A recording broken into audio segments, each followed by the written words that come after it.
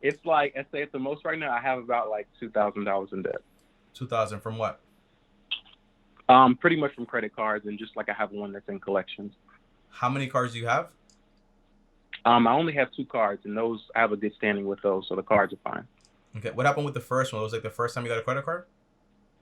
Yeah, first time I got a credit card, and my mom. It's a long story, but that had something to do with it too. But that's essentially what happened with that. All right. That's yeah, family, money. My rule is with family and money, I only give what I can give, and I don't lend money whatsoever. Right. Yeah, but as far as like, don't.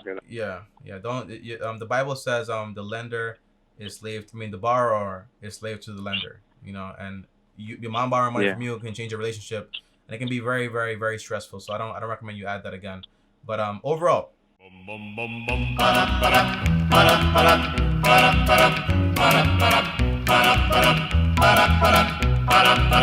You've got to start at the bottom.